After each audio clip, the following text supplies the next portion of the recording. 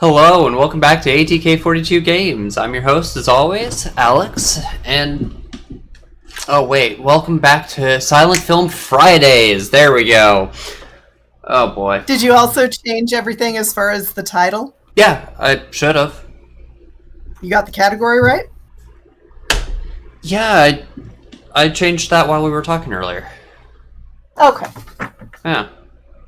Never hurts to check. Yeah, that's fair. Anyway, this is Dr. Tiffany Knoll. I am a professor in popular culture studies at Bowling Green State University. But I'm fairly certain you call me something else, Alex. Yeah, I just call you Mom typically. Also, hi Fiendy, how's it going? Hello, Jen! So, in addition to having me tonight, you also hi, have... Luke. We also have with us tonight artist Michael Knoll. Hello! Yeah. But I think you call him something else too, Alex. Yeah, that's Dad. Oh, good Got evening. both my parents today. Yeah. You know, not everybody can say that. Yeah. Not everybody should say that, really, but you know. All right. So you're going to spend Buster your movie to Keaton. me too? Yeah. Okay. But yes, Buster Keaton, who has what I think is one of the great names from the silent era. So tonight we're going to be watching 3 different films, a hat trick, in essence, from Buster Keaton, with The Bellboy from 1918, The Haunted House from 1921, and then as our feature this evening, Sherlock Jr. from 1924.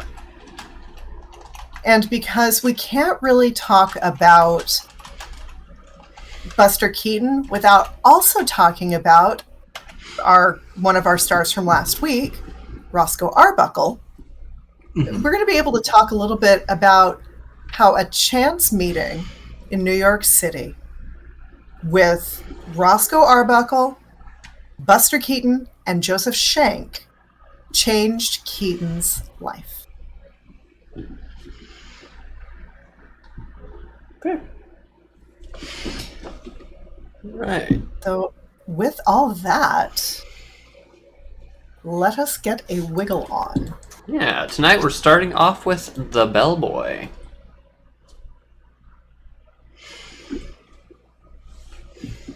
This is not the first film that Keaton made with Arbuckle. Not by a long shot. They started in 1917, and by that point, Hey, Captain Arbuckle Hammer. had... Hi. By that point, Arbuckle Hey, had Captain his Amber. own studio. Oh, Okay, Alex, I'm just whoa. going to be real honest. We're going to have to see how this goes.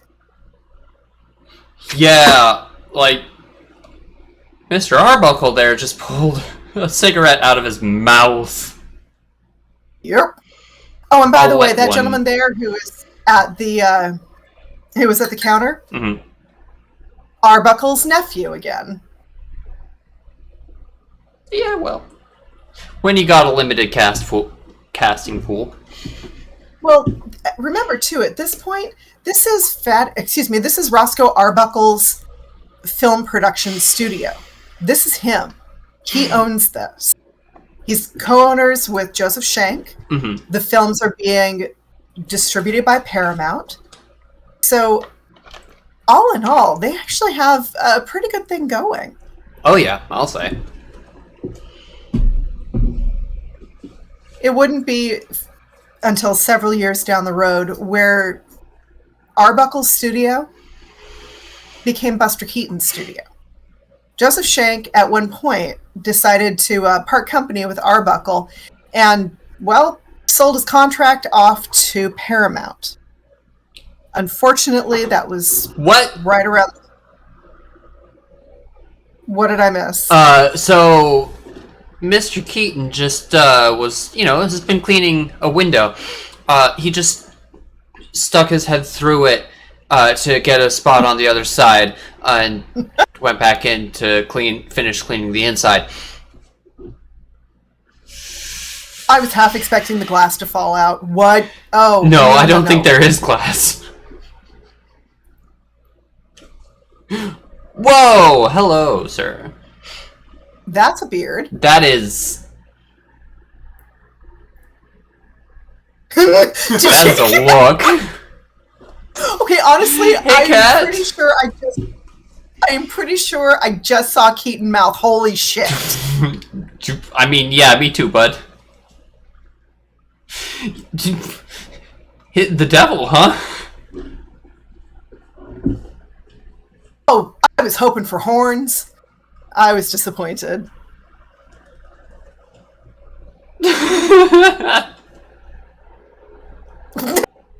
Okay, that is such a dive right over that counter. Oh, yeah.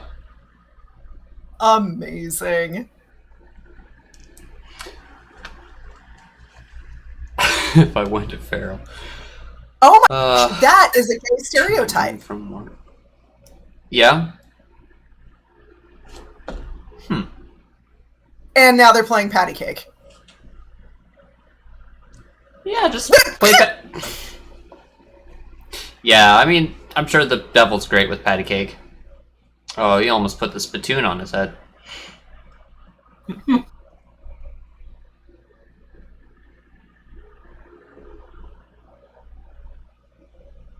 You know how you could tell that gentleman is a gay stereotype? How? He was displaying characteristics that can best be described as swishy. I see. A part-time His hand barber. movements. Okay, that just looks like a Monty Python sketch. Oh, yeah. No, his hand movements were very fluid and flowing. His steps were mincing. He had a lot of sway in his hips. It was most... Oh. I'm fairly certain that's not how that's supposed to work. So yeah, Arbuckle. they were leading into a gay stereotype. Gotcha. Well, like, Painless shaving. I guess we were bound to run into it. Welcome to General Grant. I see. I don't know if they're trying to make some kind of a comment in the middle of all of that, but wow. I mean, the hairstyle kind of reminds me of Abe. Yeah, Those scissors. My guy, no. There's your Lincoln. There we go. Perfect. A plus. Oh my gosh. Wow. That is quite the title card. Yeah, no kidding.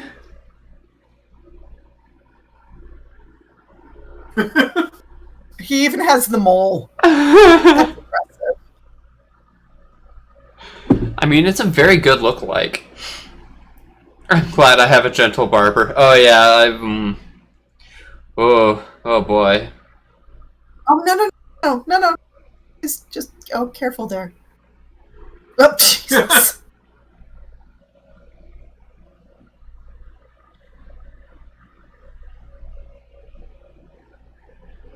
Oh no. Who is this? Flash anyone? Okay, 1918, Alex. Do you know who that's supposed to be? That was supposed to be Kaiser Wilhelm of Germany. Oh. Yeah. Yeah, I definitely wouldn't have guessed that one. Oh, nice automatic doors. Hot towel. I like that system. I'm a little bit concerned with the sheer amount of steam that's coming off of that. That's fine. It's just very damp. Oh, he does not like it, though. He's just, quietly, painlessly smothered. Yeah. He'll be fine. The shave may be Oh, painless, no. but the hot towel. Well, hopefully you get off work soon. I mean, you were only supposed to be off at 1 o'clock. Just the way they threw all the bags on the ground and kicked them out of the way. Yeah, they're great at this hotel business. I think it pretty much said it. He's oiling the horse.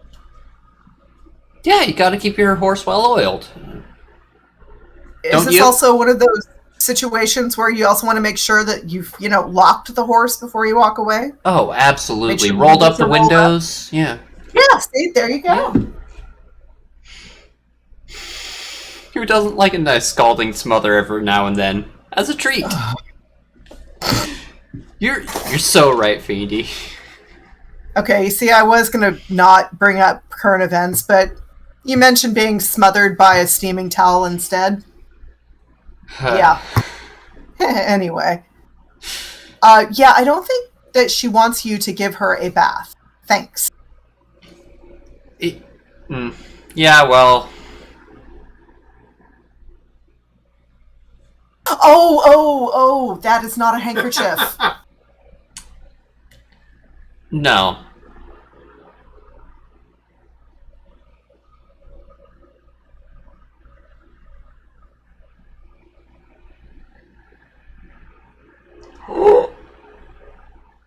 Uh-oh. Oh! Oh! I was not prepared. Yeah, no kidding. It must be only a 2-story building.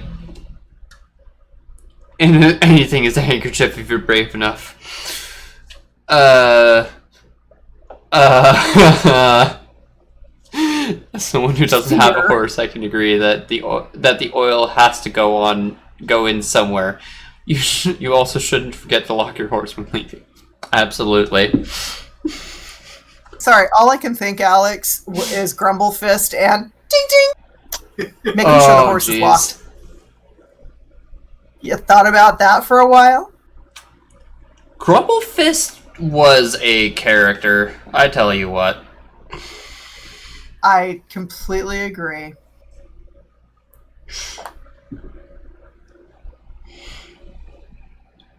Oh.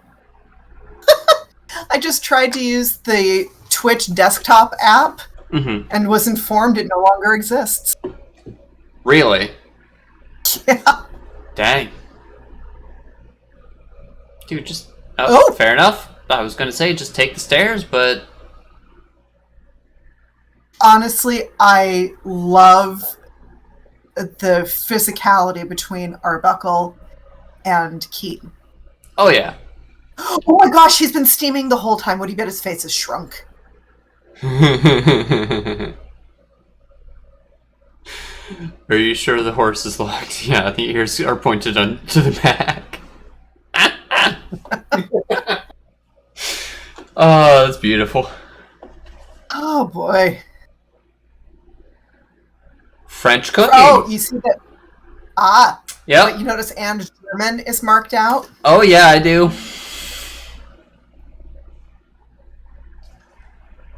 Uh-oh. Sorry Goodbye, about your top hat, hat. my dude.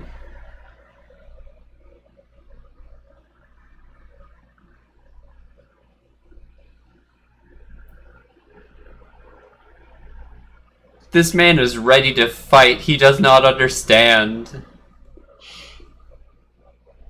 Oh, no! You know what? After what he's been through, understandable. Unintentional, but... yeah, funny. Oh, no!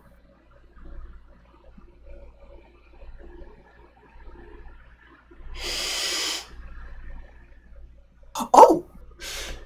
Okay, Whoa, just that was random quite a assault. flip.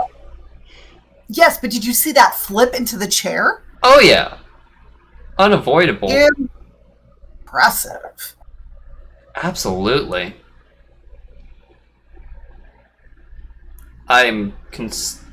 Is he putting what is he putting on his face? There's so much powder. Yeah, I forgot how beloved Germans were in the old ages for a sec. Casual flips. Man. Yeah. Yeah. Oh no. Oh no! Oh God. I was not prepared.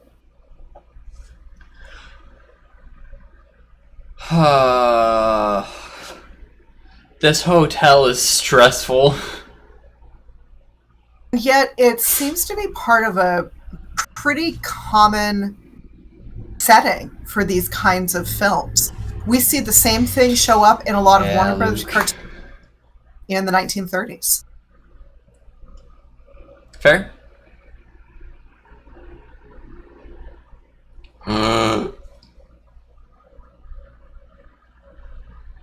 Oh, I don't see this going well. Yeah, dude.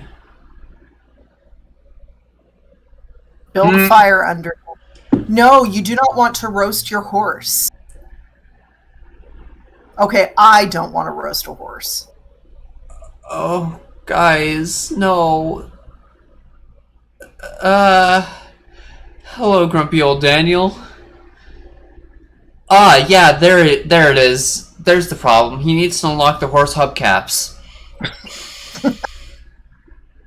Instead of having horseshoes, he's got the boot.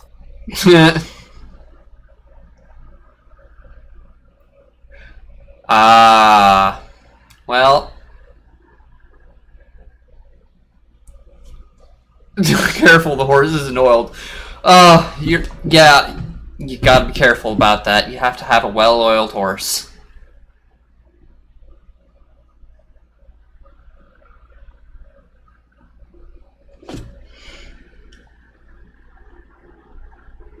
I mean, at the end of the to me like quite a group tonight.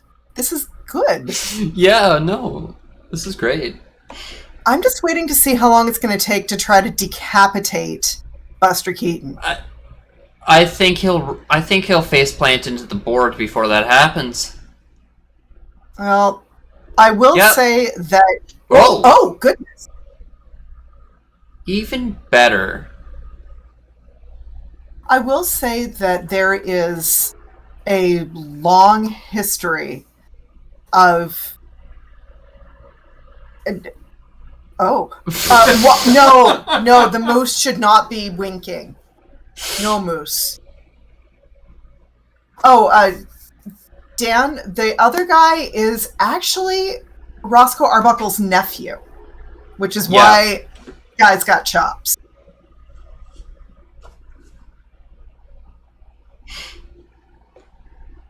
He's actually showed up in a number of films alongside Arbuckle so far. Right. Why is the bus winking? I think he means moose. Bus, yeah. Dude. Had a lady on him. That's all I gotta say. He hung him up to dry. He sure did. Okay, this short reminds me just a little bit of the cartoon Page Miss Glory. I can see that. Yeah. Ooh, nice donkey. Something horny chick. Yes, exactly. Probably. Yeah. Probably. Keaton was known for his stunts. According to legend, at the age of 6 months, he took a tumble down a flight of stairs. Mm-hmm. Reaching the bottom unhurt. Oh, by the way, this is from PBS.org. Reaching the bottom unhurt and relatively undisturbed, he was picked up by none other than Harry Houdini, who said the kid could really take a buster or fall. From that point on, his parents and the world knew him as Buster Keaton. He was born in 1895, literally while his parents were on the road. He was he was named Joseph Francis Keaton after his father. My lunch is in my boots. Oh, I don't I'm love sorry, that at all. what?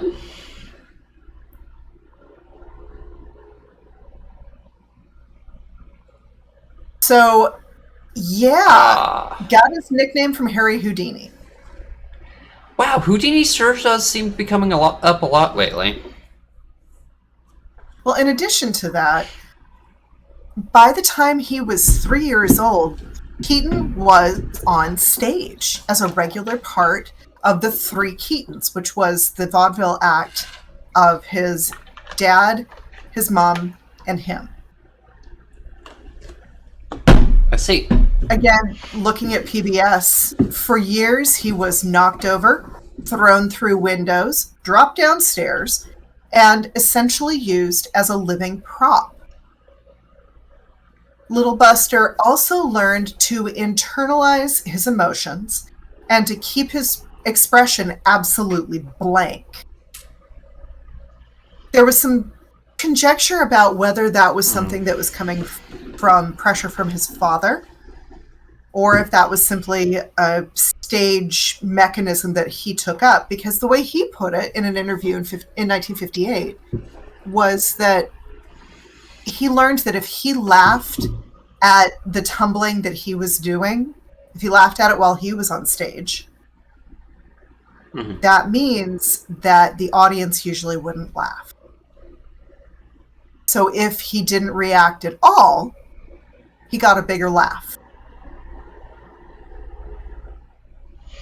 Well, yeah, at that point, you're clearly not experiencing anything, or any pain, so, like, no harm, no foul, right? That, but there's also the idea that if you are not reacting in any way, it makes you somewhat, well, otherworldly. Yeah, that's fair. It makes you an oddity. Oh, hey, nice synchronized leaping.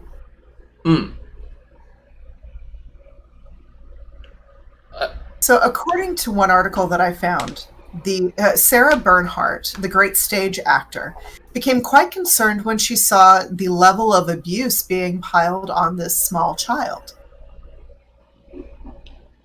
Understandable. Because Keaton's father was a violent alcoholic who terrorized Buster through his entire childhood and did not... correct. Sorry, Daniel. Yes, correct. He was just as free with his hands on stage as he was off stage. In a 1994... I'm sorry, go ahead, honey. Can I get some clarification on just as good as his hands off stage as he was on stage? Like, is that is the implication that he's a pickpocket or was a pickpocket? No. The implication is that his father beat him on stage or off. Oh, okay. My apologies. Oof. It's okay. Yes, Dan, that is the apocryphal story. In fact, Buster Keaton repeated the story frequently during interview. And frankly, whoa. I mean... So, yeah, that right there is Mr. Keaton circa 1918. You don't see comedians do this anymore. Oh, no, not at all. It's great, though. What you see instead are stuntmen and women who do this sort of work. Yeah, because it's too dangerous for the regular actors. Correct.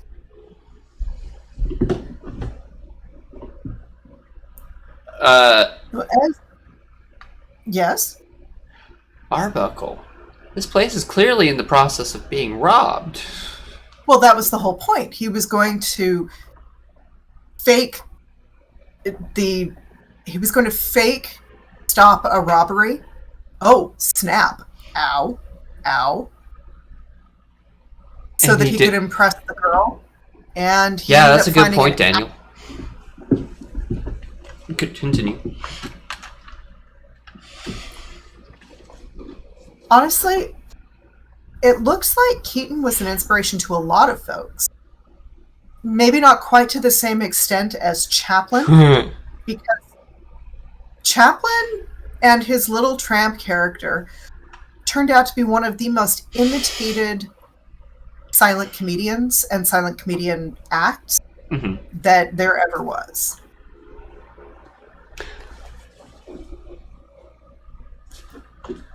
Gotcha. This is not a pillow fight. This No. is a money bag. Yeah, there's coins and bills in there. And now they're getting more chairs involved.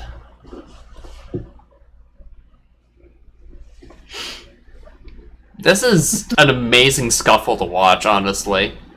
Holy cow. And I would say that Dick Van Dyke was great in his comedic physicality, but yeah, no comedians like this being made anymore. Absolutely not. Hey, Jay. Hey, Bartholomew. How's it going? The wind's gotta hurt. Absolutely.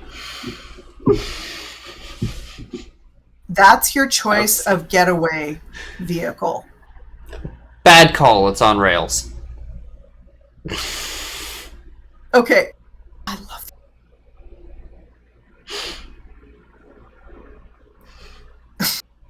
that.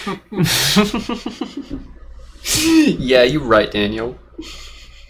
Oh! Whoa. Cool bike.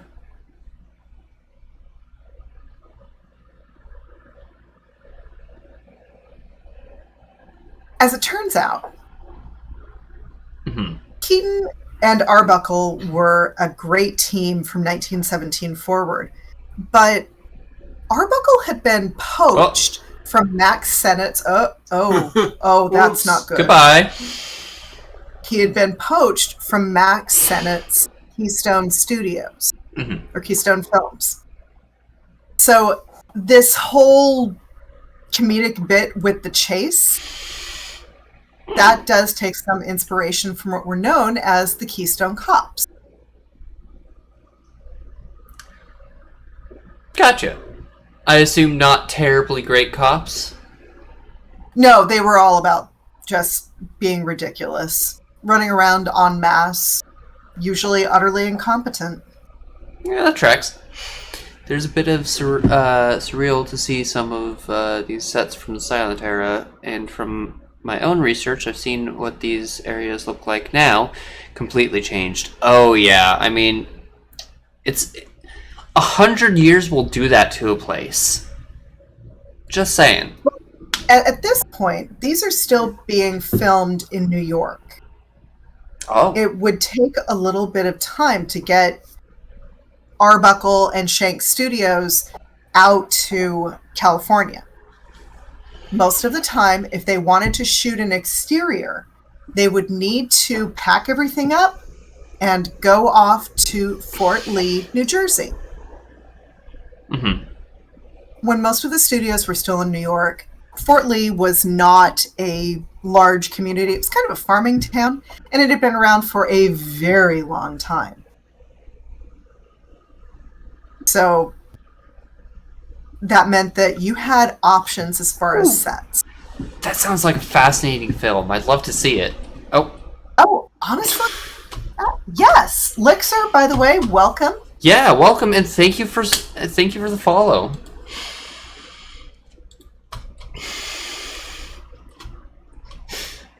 It is sheer coincidence that our films tonight jump by 3 years in between each film. However, what this does give us is an opportunity to see how these things were developing. Yeah. So the next film we have on our agenda is 1921's The Haunted House. And please note that while there is a co-director credit here for Eddie Klein,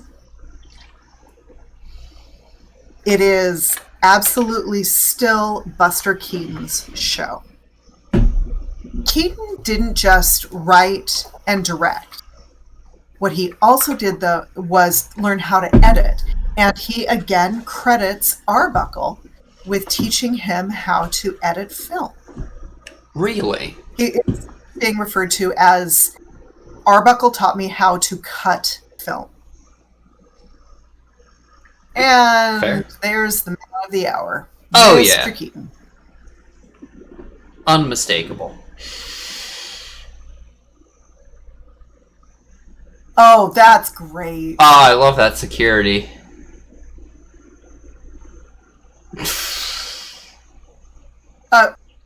Sir. Yep, that was sure a sequence of events. Holy cow. Open your bank that way? I would. Okay, I'm gonna look because the little guy looks familiar, and I am wondering if it might be our good friend Snitz Edwards. So let me go ahead and check. Okay, Yeah, I he love the does thing look with familiar. the stairs. That's great. Oh, yeah.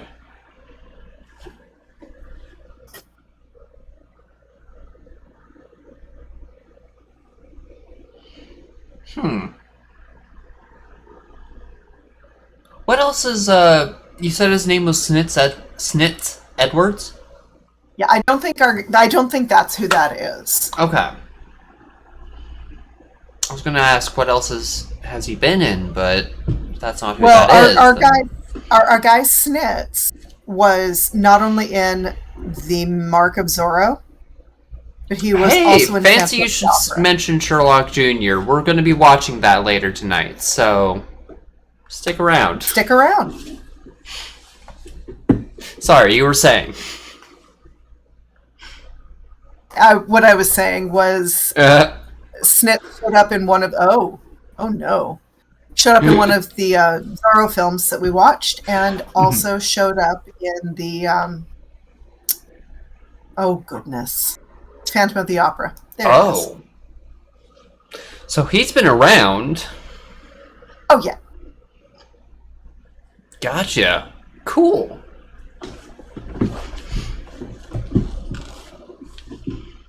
Ooh. It does look like Joe Roberts, who appears to be one of the masterminds of this whole haunted house business. He's listed as the bank cashier, and that's him right there, taking a bow. Hey, I hope you have a good night, Daniel. Thanks for joining us. And yeah, we'll be back at this again next Friday. Hope to see you there. Take care. Sorry, you were saying. Yeah, this. Oh yeah. No, Joe Roberts was a very steady player in silent film. Unfortunately, he died in 1923, so he never had an opportunity to really see how film was going to, well, develop. Yeah, I mean, 23 is right at the beginning. Mm-hmm. And it looks like he was only making films for about 3 years. Really? His Well- first film credit is 1920. Oh no. Have you ever just had a day like that? I know I have.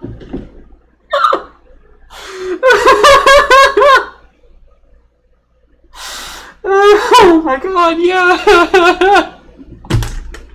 That's called you left your art supplies out.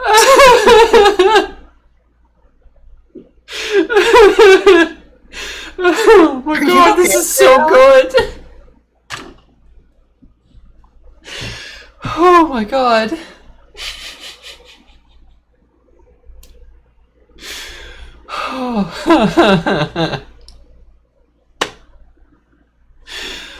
Oh my god, a comedy of errors, I tell you what. You know, a lot of folks really love Chaplin's work. They think it's socially aware, and it's kind of gentle and sweet and naive. And Yeah. all I can think is, give me the mayhem. Give me the mayhem of Give me the Oh, chaos. amazing! Oh, Keaton. Oh no, sir!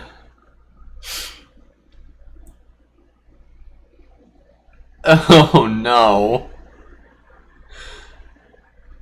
Oh no. Oh no!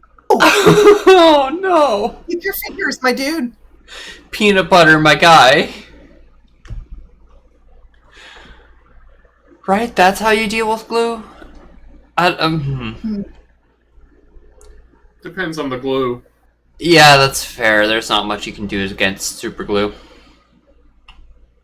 Oh no. Don't.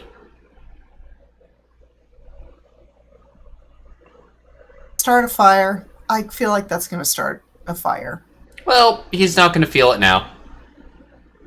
Oh, Oh, no. Jesus Christ. In the that poor man. crotch. You do realize he's probably in shock. He has third-degree burns. This is not a McDonald's coffee situation. Oh no.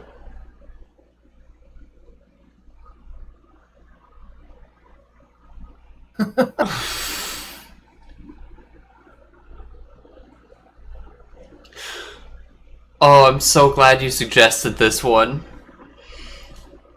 This is amazing. I've never seen it before, but this is amazing. Scissors? Oh. Fair enough.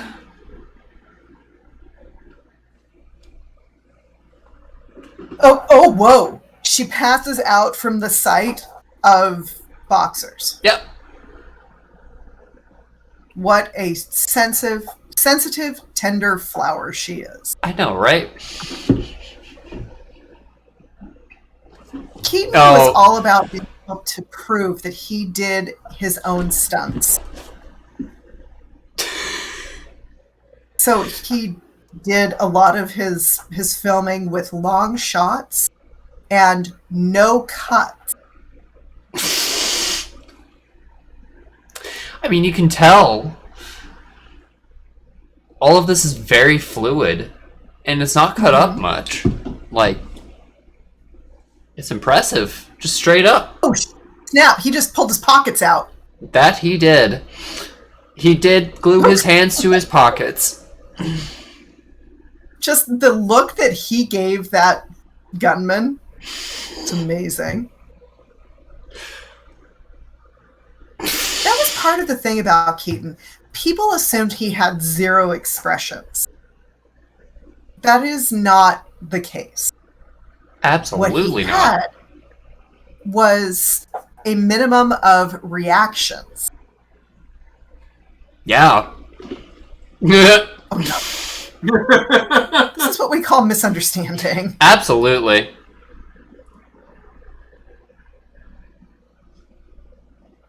Well, guys, there was just an attempted bank robbery. Oh, you don't want to go to the safe after.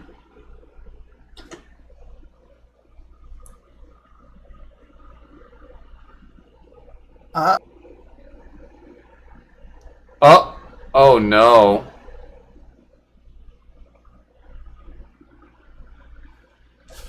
Oh no. Was executing Faust and he deserved it.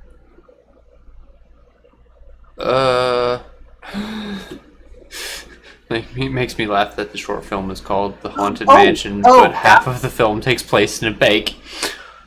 That's Yeah. what I did for you. Foreshadowing. Wait, is this the film? Is this where No. the... No, okay. No, it is not. Although I am looking forward to pulling that one at some point. Oh yeah, we whoa, have to revisit got a Keaton. cabbage. Everybody smoke. I think that's more of a no smoking. I mean, yeah, absolutely. Hey, But who brought salad bar? you know, they pass it out at the theater, right? Sounds to me like Texas Roadshow had an antecedent. Or Texas Roadhouse, I guess.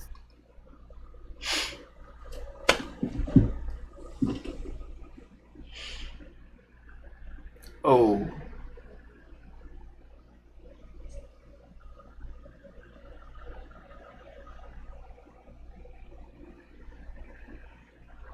Oh, now rocks off the road and throwing them. I mean, you gotta pick up the rocks from somewhere. That's a serious upgrade. Oh my goodness. That was a good shot. Where he just kind of swerves into the camera for a second and then moves out. Oh yeah, that was good. Mm-hmm. Oh, Unfortunately, haunted mansion. Keaton had a number of physical injuries. Within the space of a few years, he broke his leg on an escalator, making the film The Electric House. He was nearly drowned in the film Our Hospitality. He fractured his neck in the film Sherlock Jr., which is our main feature for the night. Mm-hmm. And allowed the 2-ton facade of a building to fall over him for the film Steamboat Bill Jr., where he had a window frame passing within inches of his head. Yeah.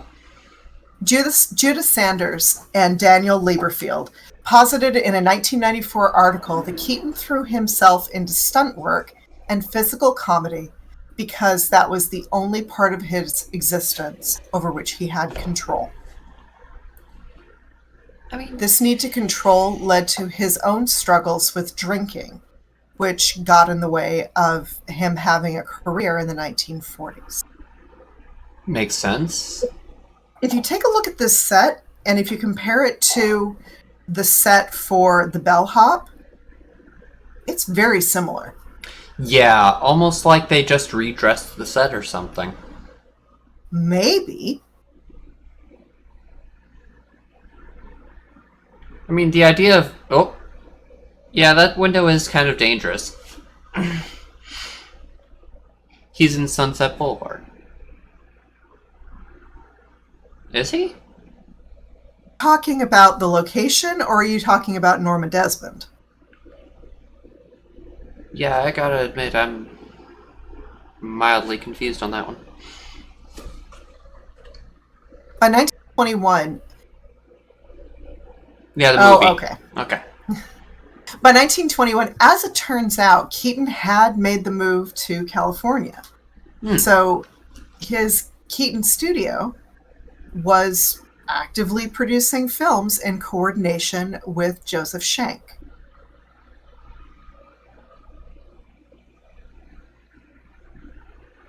Oh.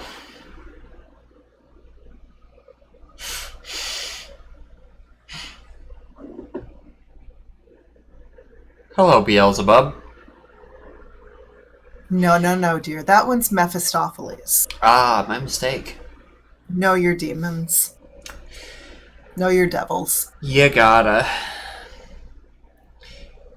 He appears when they are playing cards.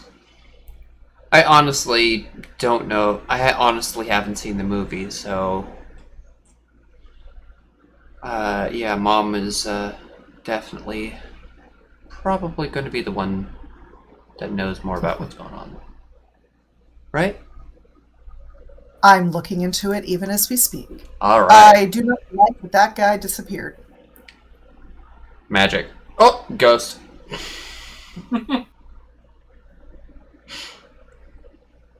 Yes, Lixer is absolutely right. He appears as Buster Keaton in the film Sunset Boulevard, 1950.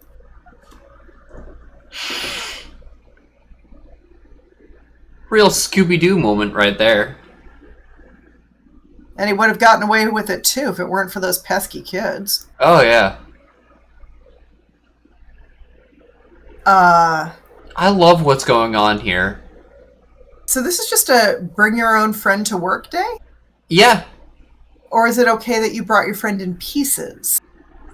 Kind of a DIY project. Yeah. Some bits and bobs left over with that sort of thing.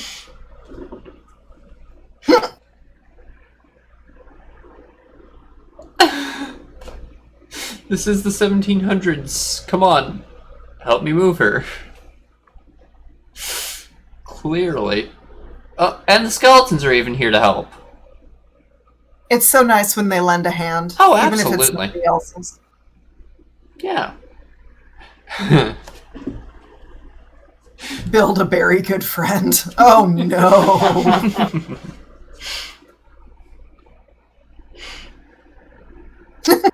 Understandable. Way to go.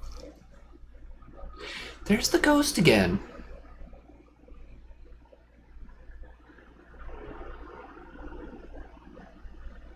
The ghost is cuddly. Yeah, that's hard to argue with. Oh no.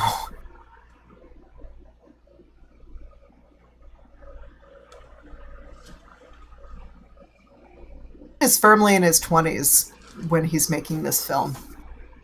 And I gotta say, it is... Ooh. That's a cool Oh, floor.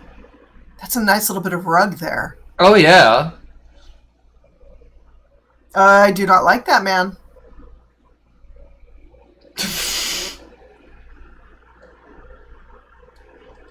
Oh. His mouth should not have opened that wide. That's bizarre. He was definitely trying to scare him. Oh. The devil's actually on fire. So does that just mean that he's hot? I'm not going to say that's not the implication.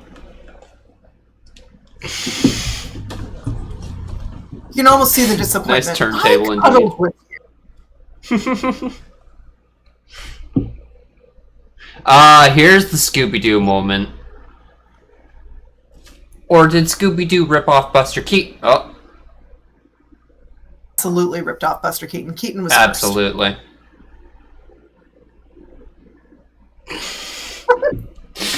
Beautiful. Traffic.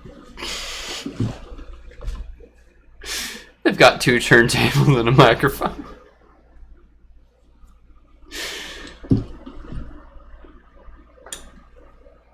Oh, beautiful. Because clearly that's where it's at, honey. What's that?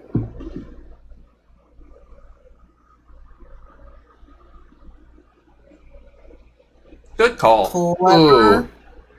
Oh, buddy, you were so close. Yeah. Drink some water. Will do.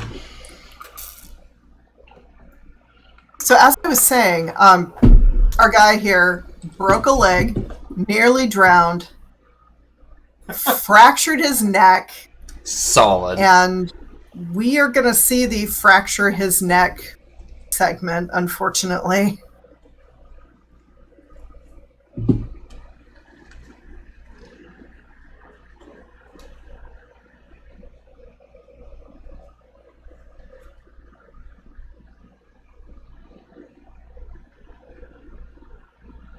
Keaton. Oh, that looks like they've had a visit from the KKK. Uh-oh. A little bit. Sorry, anytime I see white sheets and hoods, I start getting nervous. Yeah, that's fair, but the hoods normally have points on their hoods. Hey, listen, Did he die? Looks like it. Oh, no. Well, why? Oh, I was just waiting for the thing to turn into a slide again.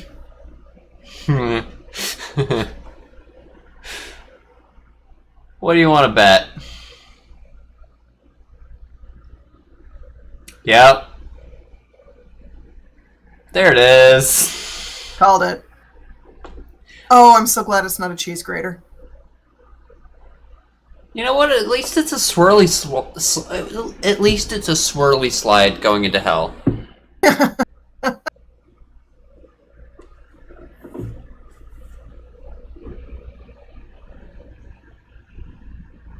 Oh, good. He was simply dreaming. Hmm.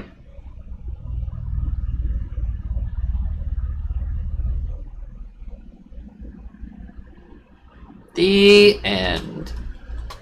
That was an experience. Oh, absolutely. All right, our final film of the evening is Sherlock Jr. Mhm. This was one of his first really big feature successes. While Keaton would be involved in a number of films, in fact, let me just go ahead and pull his IMDb so we can be clear on how many.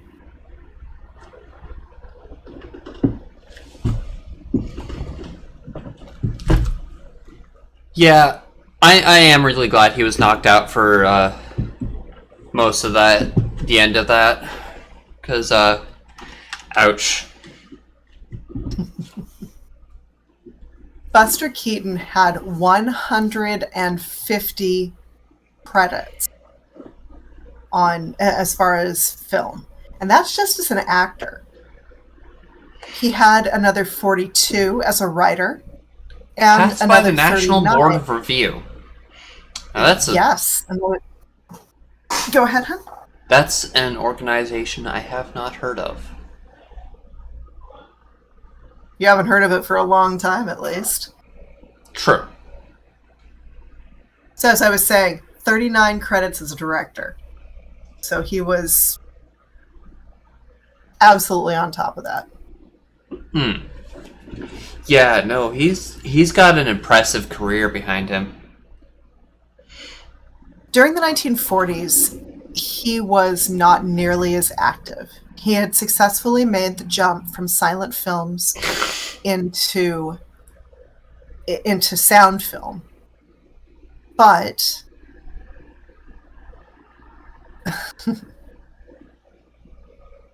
it wouldn't be until the 1950s that his career would have a revival.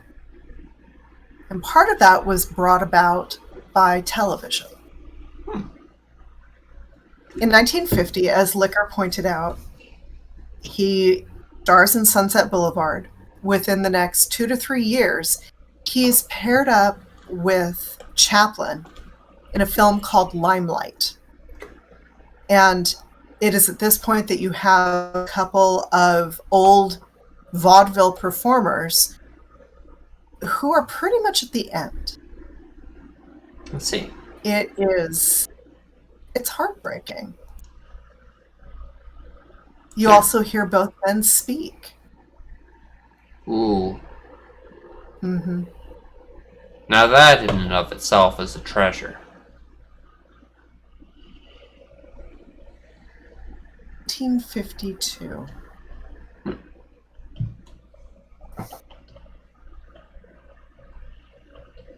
$3 per box. That's mighty expensive. That's the equivalent of what? $15? I'd have to do some math. Yeah, something like that.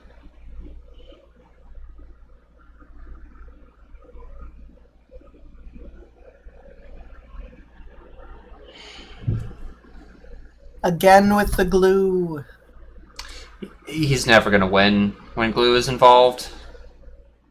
No, he might as well just give it up. Oh yeah.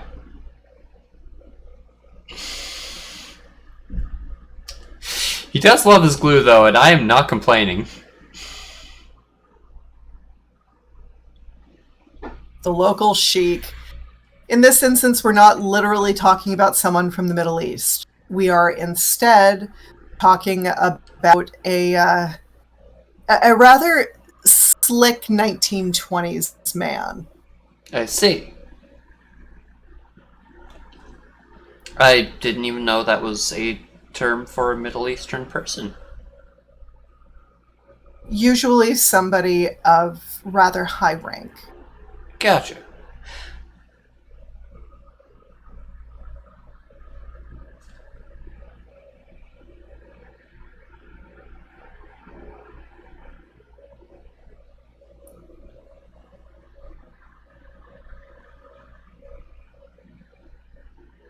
Just grab your dollar. About this big. That wide. Yep. Now looks like your dollar. Oh boy.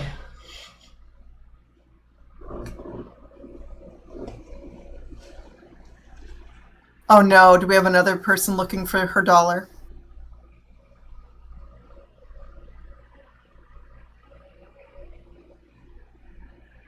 Oh no. Yep.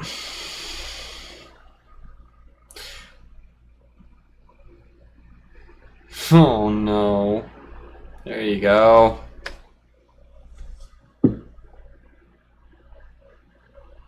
Oh.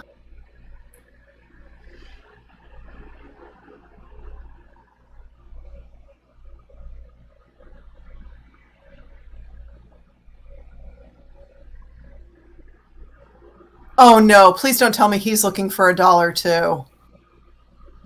Looks like it.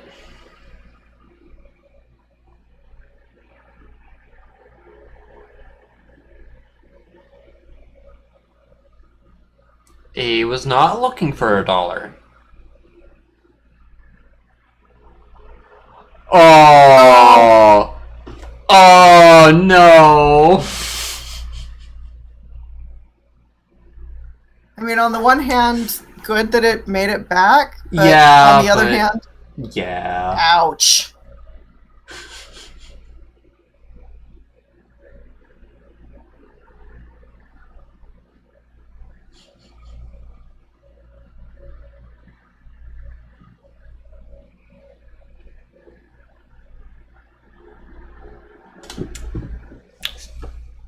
Smart. So he is apparently trying to impress someone. Oh, absolutely.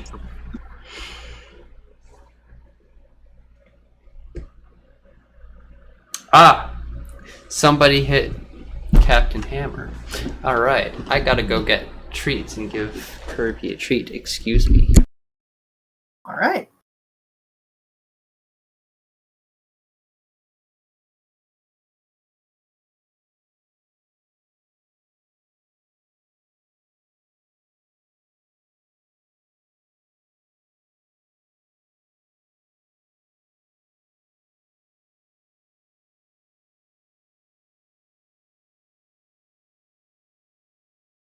Uh-oh.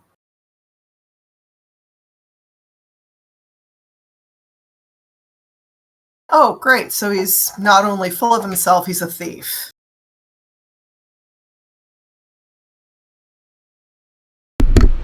Alright.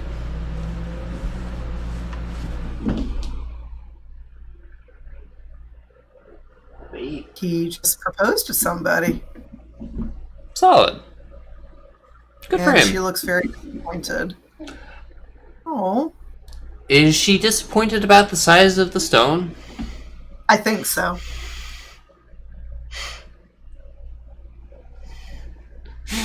I didn't mean for her to disappear. I just reached to hear Herbie, or wanted to hear Herbie. Yeah, that's fair. He's being real quiet today. Bastard just pawned his watch. I mean, Ugh.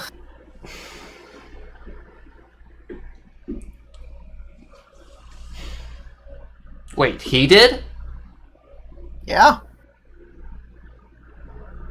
Oof.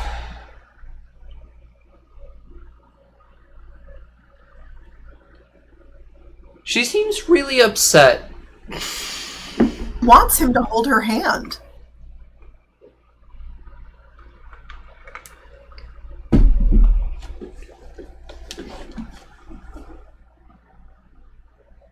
Oh.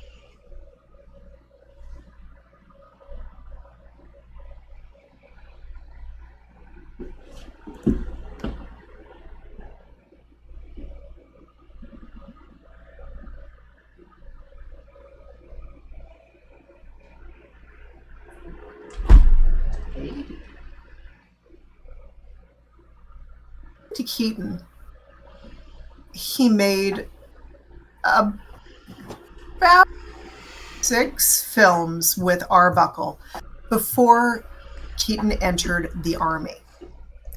He was in the 40th Division, and he was in France for 7 months. He was only in the Army for about a year. So he was released. Go ahead. So Keaton got put in the Army, but Chaplin didn't. Keaton was an American citizen. Chaplin was not American. He also did not meet the minimum height requirement. There's a minimum height requirement for the Army? Yeah. Well, think about it, Al. If you've got all these uniforms that need to be of a uniform size and shape... Fair point. If you'll pardon the term. If you don't fit, you don't fit. Yeah. Oh. Okay, and then we've got Captain Hammer here, who's just like, yep, well, I guess there's a way around that. Yeah.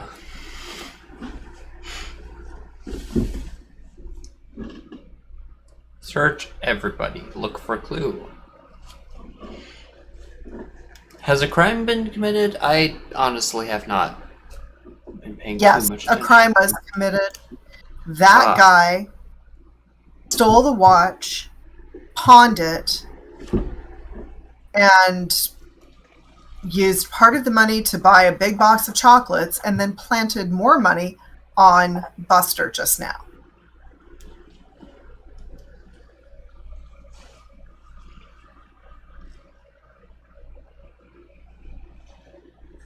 Keaton got out of the Army in spring 1919. Yeah? Well, you see, that's why he's trying to say, don't search me. Right.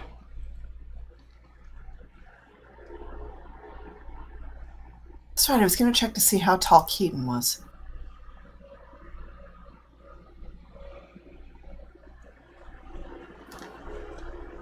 He was 5'5". Chaplin was evidently also 5'5". So, wait a cotton picking. Let me look to see what the minimum height was for World War I.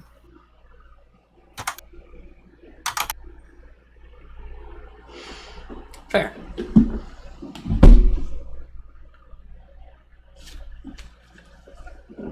Yeah. Ooh. He sure did write a 4 on that. Yeah. Okay. Apparently,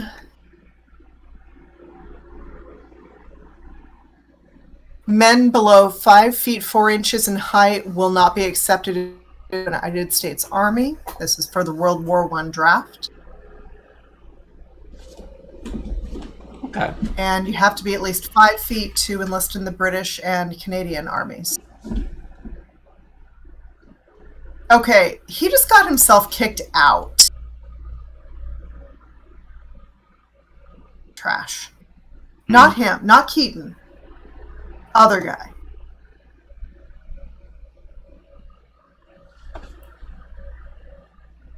I see.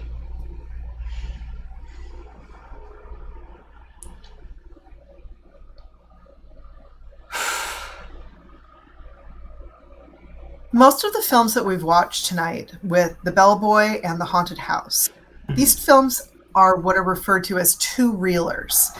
So if you have a single reel of film and it's about 15 minutes, most of what we've watched tonight so far has ranged from 24 to 20 minutes.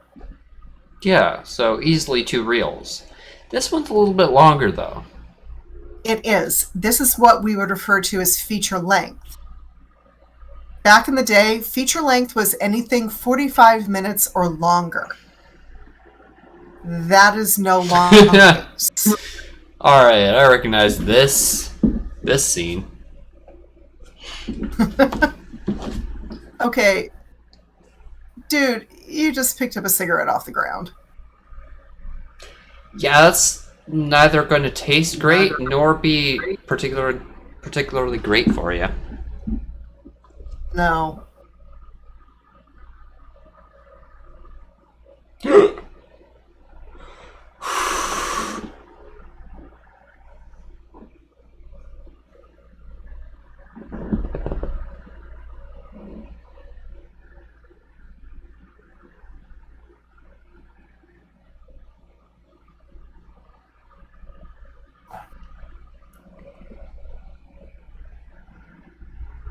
All right, Alex, I'm sorry to say, Dad just checked out. He's off for Understandable. some sleep. Yep. It is rather late.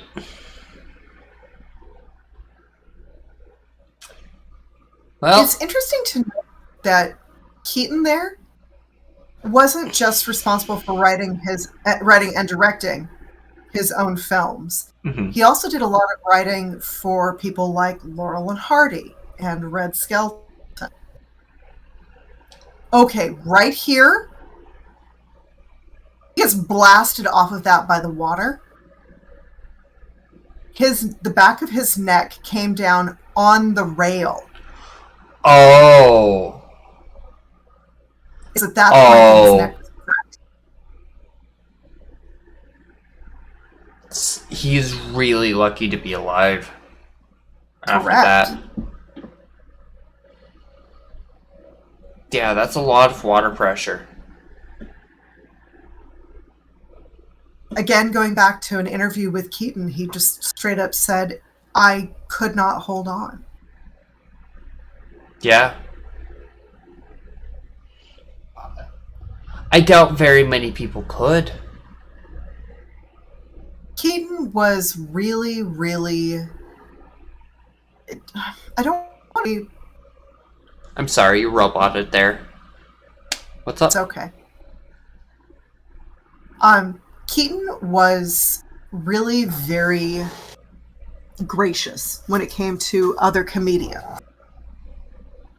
In fact, he was quoted as saying that Chaplin was the greatest motion comedian of all time. Mm-hmm. And this is in an interview that happened in the 60s, I believe. Also, real quickly, I want to point out the setup of the theater with the piano up front. Mm-hmm. Like, we don't have that anymore, and it's definitely something of the time. Oh, they've even got a piano, or a violin, excuse me, and a triangle. I was going to say, did they have anybody else in there? Yeah. Oh, Ah. Welcome to the dream sequence, everyone. yeah.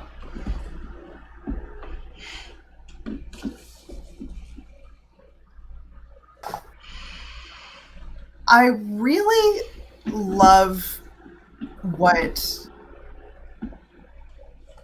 Sorry. I was busy watching this and just kind of went, oh, okay. What they did there. Dream sequence. Hmm.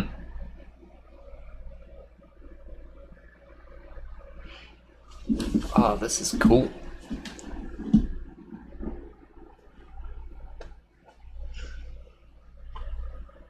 Reading his assessment of other contemporary comedians is really something that I was not entirely prepared for. Oh, what did he have So, to for say? example, well,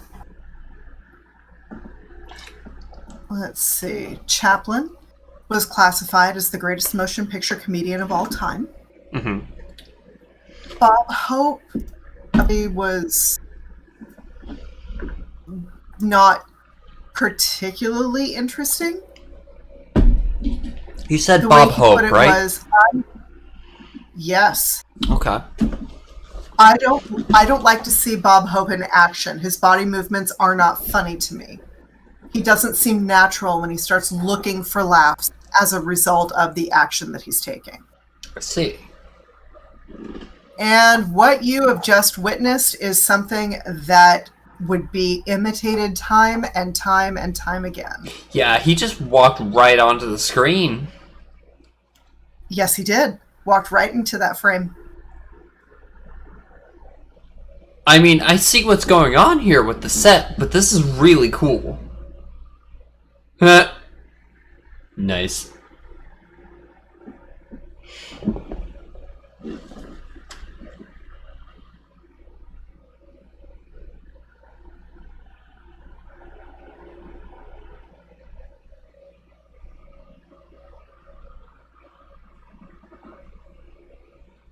Excuse me. Ooh. He didn't exactly have complimentary things to say about Bob Hope or Jerry Lewis, Mm-hmm. particularly because, as far as he was concerned, there were juvenile elements about both actors. He was quoted as saying they act like boys rather than men. And with this of comedy, it just seems like circa 1966, things were really changing. I mean, yeah.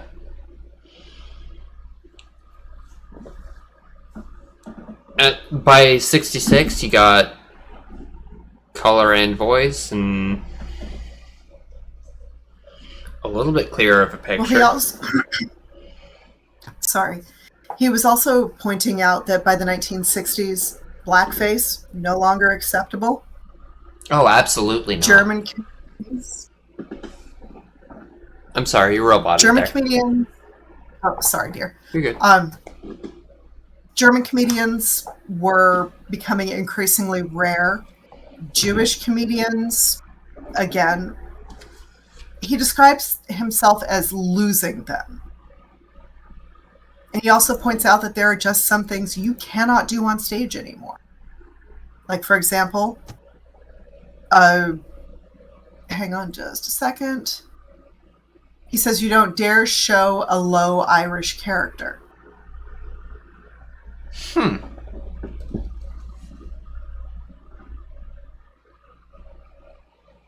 Viewer asks, you think this limits the area of comedy because people are sensitive and can't take a joke? To which Keaton replied, those comedians are afraid of offending somebody, and they just haven't developed in the last, I'll say 35 years. Yeah. Like, that's really what it boils down to. Mm-hmm. If you can't change and keep up with the times, then... like...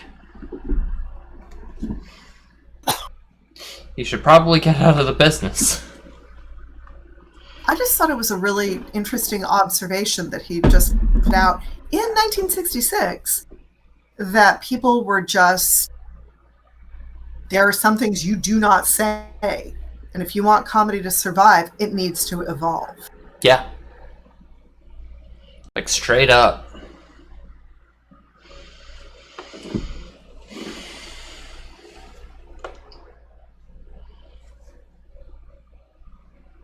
Excuse me.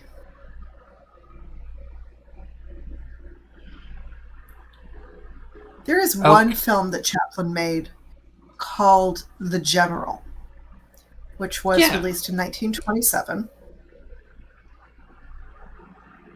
And it's actually kind of controversial.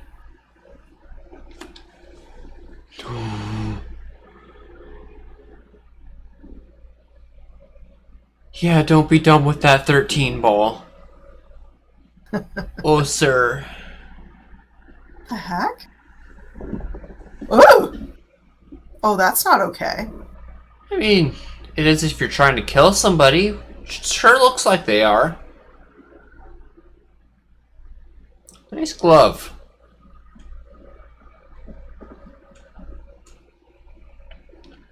The crime-crushing criminologist, Sherlock Jr. Indeed.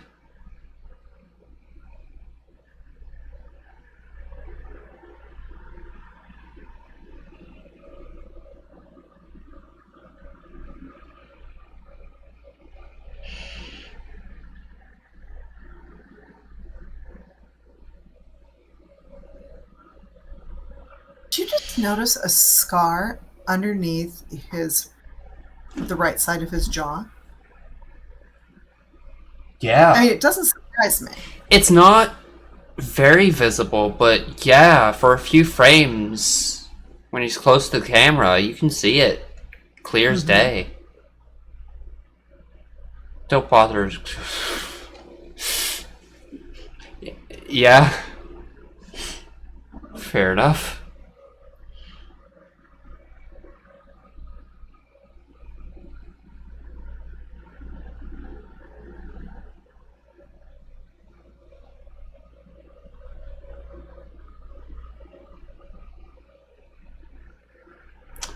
Got the poison. The poison for Cusco. Yeah. Cusco poison. Yeah.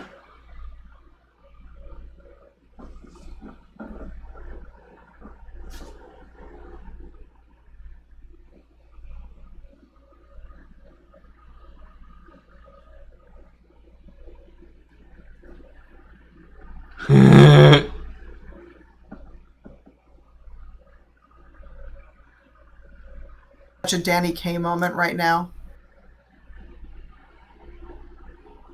I think something you Yeah. drink. Yeah, it looks like Your finger.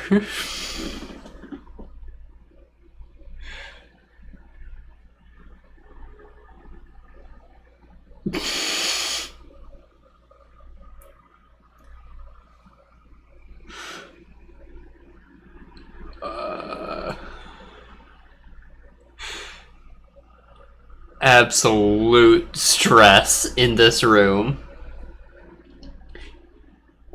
And Keaton doesn't even know it.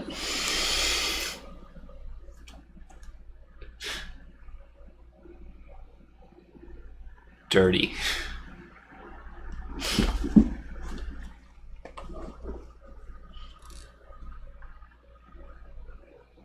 Ah, chalking up his cue.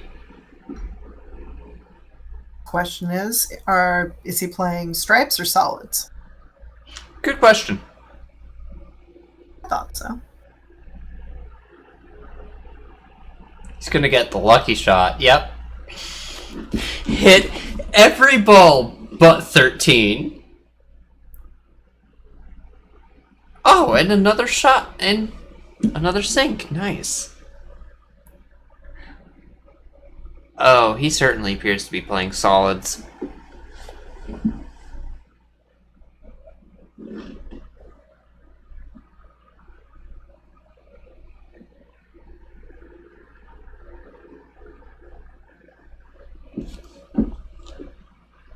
I could be wrong, though.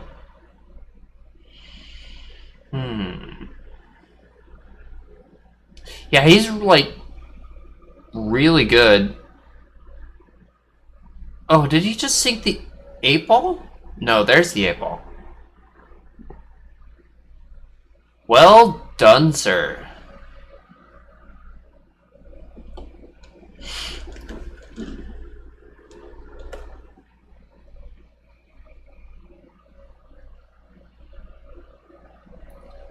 Oh.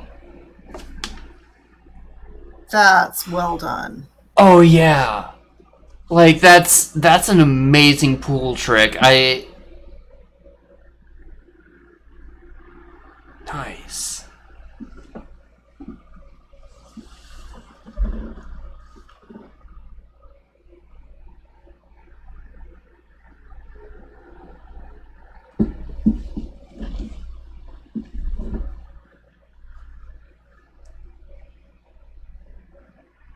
Oh man.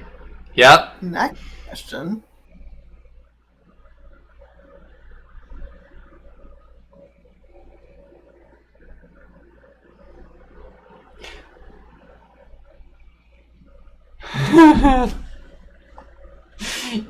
Yeah. What?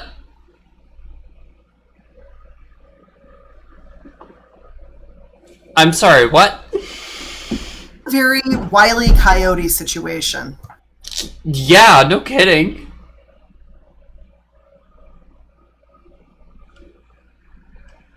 Oh, wait, does that mean... Oh! Oh, this is brilliant. Dude, no, don't. Oh. Yeah, you screwed up. Oh, did he drink the poison? He drank the poison. Man.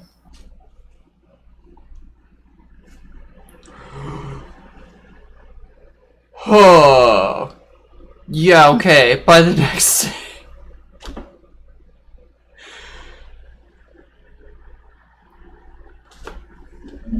The two things he could not do. You know, he sure found the thief. He did not find the actual... Oh boy. No. Gillette, a gem who was ever ready in a bad scrape. Yeah. Please tell me you know what that's about. I'm afraid not. Razors, darling. Gillette Oh, yeah. razors were a common brand then. I didn't realize they were that old. Oh yeah. Wow. He walked out of a safe door. That he did. I think we've lost all pins in reality at this point. Oh yeah. No, surrealism has called. They are very comfortable with what they're seeing. Oh, absolutely.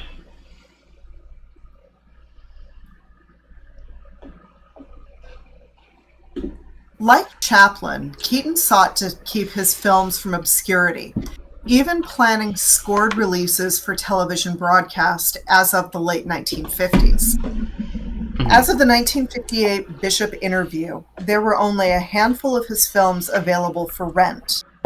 Please remember, too, that in this case, rental meant film stock, not VHS. Yeah, because VHS came out in, what, the 70s? Mid-1970s. Yeah. So there were essentially three sources where you Nice. could find Buster Keaton films. Mhm. There was the Museum of Modern Art Film Library, which held the films Cops, The Balloonatic, which we're going to have to watch at some point, and The General. The Film Classics Exchange in Hollywood, rental prints of The Haunted House, and Roaring Rails, which was a 4-reel abridgment of the film The General. The museum also has within its archives and sometimes shows, although it cannot rent, the films are Hospitality, Sherlock Jr., The Navigator, and what? No Beer in 1933. And then finally... What a title. I know, right? Finally, the George Eastman House in Rochester, New York, had but could not rent Go West, The General, and The Cameraman. In other words, if you wanted to go see those films that were in an archive, you had to go to the archive. Makes sense. I mean, that is the way of physical media, after all. Yes. Yes, it is. I do apologize. I need to use the facilities. You go right ahead. I'll hold it down, kid. Oh, look, they found a watch. Okay.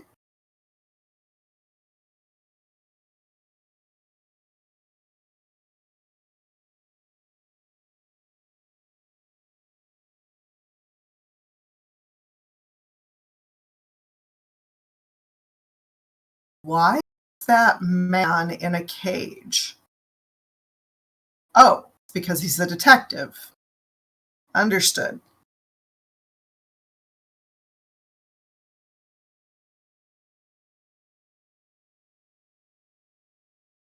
By 1924, most acting on film had taken a big step away from the proscenium arch approach of most theater. So instead of simply playing to a camera, assume it as if you were playing to an audience, instead you ended up with something that resembles more of what we think of as screen acting. You don't have anything that's necessarily tied to a specific point of view. Your camera isn't static. Instead, you're just on your way. However, even with that being said, there were still some lessons that folks learned during their time in vaudeville that helped to really ensure that the same kind of energy that they'd had in vaudeville was also going to be showing up on the theater screen. And Keaton is a great example of that.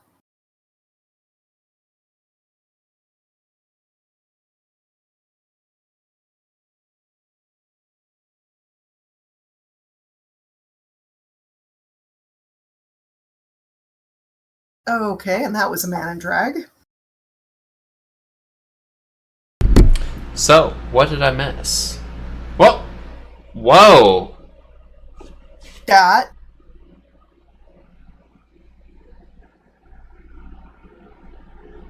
Wow, what a thing to walk back in on. No, I absolutely said Wile E. Coyote earlier. Oh yeah, 100%. I mean, there's no way Wile E. Coyote did not take cues from Buster Keaton. Oh, he absolutely had to have taken Keaton lessons. 100%.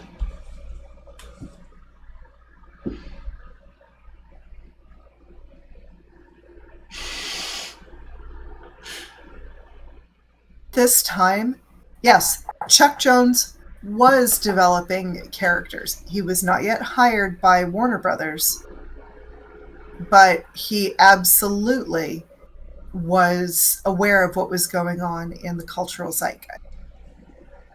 Makes sense. I mean, he was around at the time. Chances are excellent he did take some inspiration from Keaton's performances. Oh, okay. I love just the casual. Oh, Goodbye. Oh, it was the driver. It was the driver. He dumped the driver by mistake. Whoops. Be careful or one of us will get hurt. Well, you've already kind of passed your quota for that. Yeah. One of you probably did. Oh boy. They sure did speed up the film for those segments. Love the cars though. It was about this time. It was about this time that speeds for film were becoming much, much more uniform. Mm-hmm. But we hadn't quite hit it. You can tell that's California. First, palm trees. Second, that skyline was very familiar. Oh yeah. Just. Oh. I don't believe the Hollywood sign was built yet, but Most I can likely check not. into that.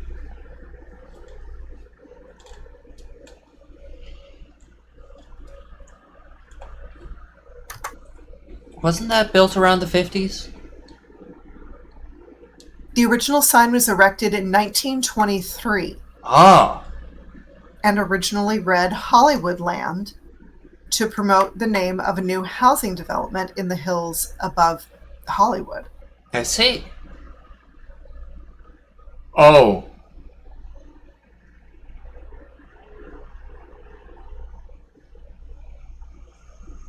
Oh boy. Yeah, he's got perfect timing. Oh, okay. What is that? That is a piece of farm equipment. I saw one of those out on Dixie Highway earlier today. Oh. Yeah, they still exist. Oh.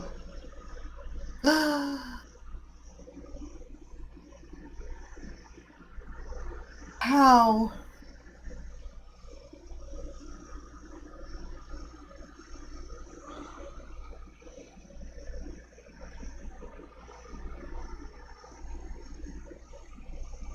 Oh, yeah, I don't like any of this that's happening. Nope. I don't know how many times I've said it so far, but consent.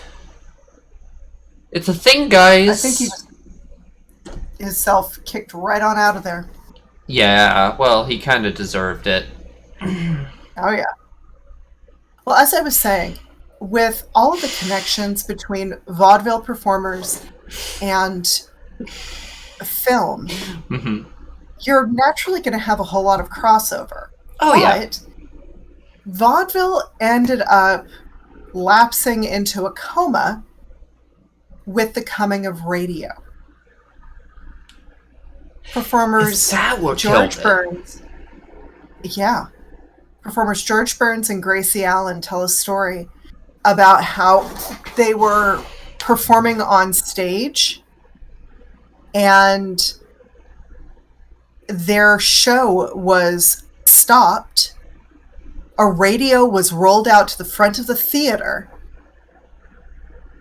and everything had to stop for the program Amos and Andy.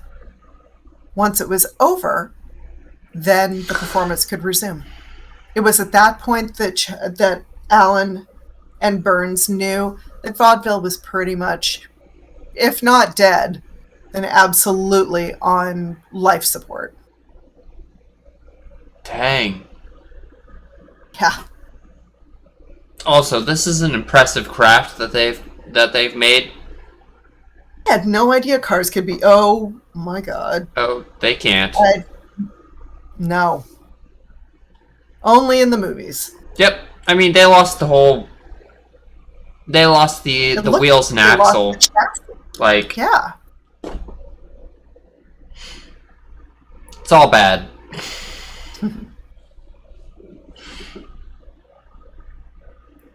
Behold, I can give you all of this. All of the scrubland? Yes. All of it. I mean, Oh, the Model T will come in any color you want as long as it's black. that was the line. Yep. You know, earlier you made a noise when you saw the National Board of Review. Yes. What's up with those guys? I haven't heard much about them. The National Board of Review was a review group out of New York City. Mm-hmm. And they were responsible for censorship, essentially. Okay. What they were responsible for was determining whether or not a film was suitable to be shown. If they needed edits, then folks would very gently suggest it. So, I assumed it spawned out of the MPAA? Other way around. Oh. The National Board of Review started in the 19-teens. Gotcha. Mm-hmm. In fact, they ended up being involved in a case in 1915. This was a case that went before the Supreme Court. And when the Supreme Court said, oh yeah, movies do not get First Amendment protections, the folks at the National Board of Review said, okay, we need to be really careful because censorship is only going to create those films which are sensible, sane, and utterly inoffensive. I can see how well that worked out.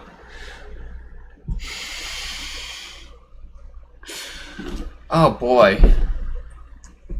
I had no idea. The two guys who were the head of the National Board of Review were really quite concerned at just how much censorship could chill the development of film. I mean, yeah, censorship can absolutely kill film, or any medium, really. Correct.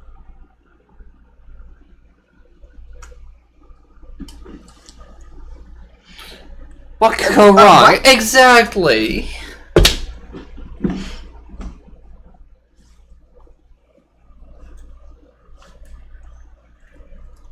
Oh, no.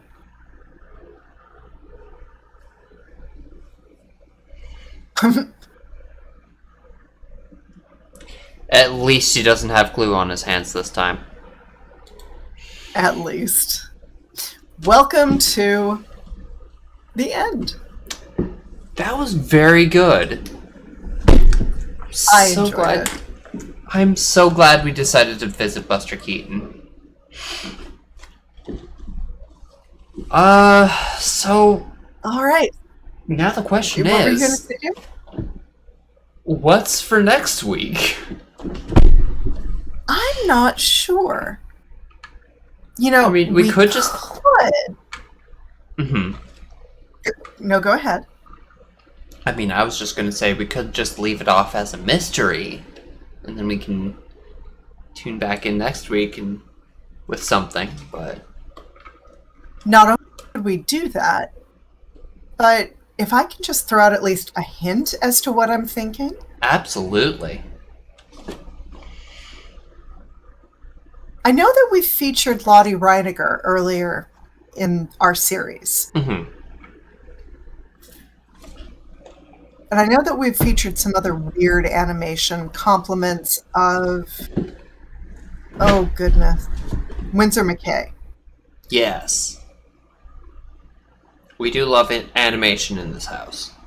We do. I don't know. I'm really torn between doing a compilation of literary adaptations, which would give us things like Edison's version of Frankenstein, which is alarming, or possibly Alice in Wonderland, the British Film Institute version, which is also nightmare fuel. All right. And those are just a couple of options. Fair. Do you maybe want to go for literary adaptation next time? Well, animation absolutely sounds like it's on the table, so literary adaptation sounds pretty decent. All right. Well, we will whip up a program again next time.